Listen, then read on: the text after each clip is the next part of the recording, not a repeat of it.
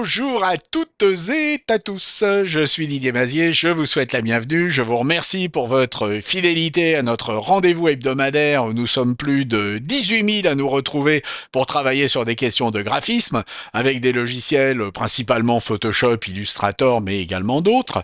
Alors on est autour de 18 000 sur cette chaîne, j'aimerais bien passer le cap des 20 000, alors ça va pas être facile, abonnez-vous, abonnez vos amis et puis likez cette vidéo. Vous pouvez également sur les réseaux sociaux où vous êtes présents, partager cette vidéo et vous pouvez faire ça sur tous les réseaux, sur LinkedIn, sur Insta, sur Facebook, sur X, TikTok, Snapchat, Twitch, les boucles Telegram, les boucles WhatsApp et que sais-je encore.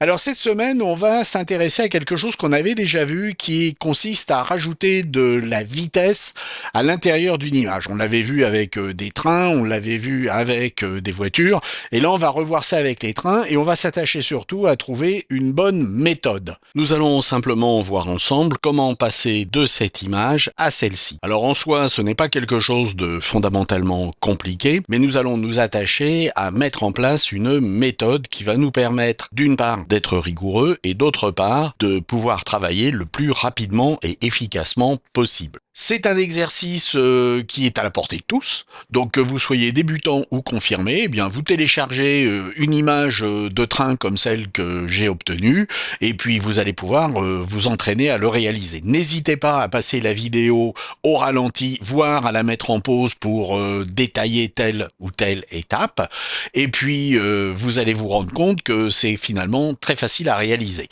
Alors encore faut-il se mettre au travail, et on va le faire sans plus tarder. La première chose à faire est de convertir cet arrière-plan en objet dynamique.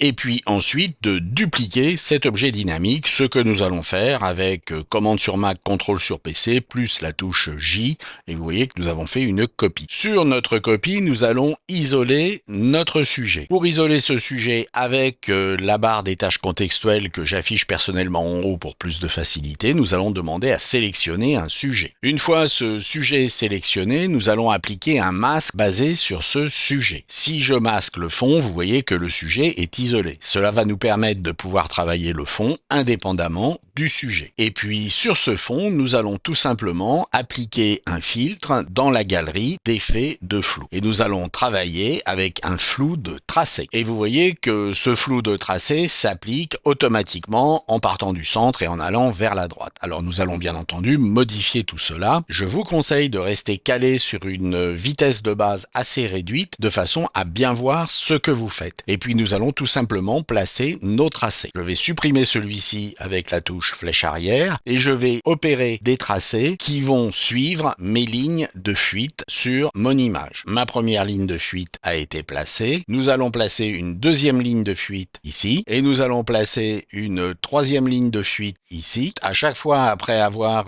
cliqué pour la deuxième fois, j'appuie sur la touche entrée et nous allons continuer jusqu'à ce que nous soyons satisfaits. Nous pouvons donc en rajouter et en manipuler autant que nous voulons au fur et à mesure. Alors une fois que c'est fait, eh bien vous allez pouvoir augmenter la vitesse et vous obtiendrez vos effets définitifs. Alors vous pouvez augmenter la vitesse du point de fin et vous voyez que le résultat va être différent. Personnellement, je préfère rester sur un réglage qui va afficher le fond. On pourrait ajouter du bruit selon différents modèles, gaussien, uniforme ou grain, mais personnellement, je préfère ne pas en ajouter. Donc je décoche cette case. Et puis je vais faire OK. Et mes filtres dynamiques peuvent à tout moment être activés et désactivés. Pour obtenir mon effet de mise en couleur, je vais maintenant activer le menu image réglage et je vais demander à appliquer un filtre photo. Et je peux appliquer différents types de filtres et j'ai pu appliquer le premier filtre, le warming filter. Je pourrais bien entendu travailler avec des filtres froids et l'effet serait totalement inverse. C'est donc à vous de choisir le filtre que vous voulez appliquer. Et vous voyez que nous sommes rapidement passés de cette image à celle-ci avec une méthode qui est à la fois efficace et rapide. Au final, vous constatez que l'exercice est assez simple. Ce qui est important, c'est d'avoir une bonne méthode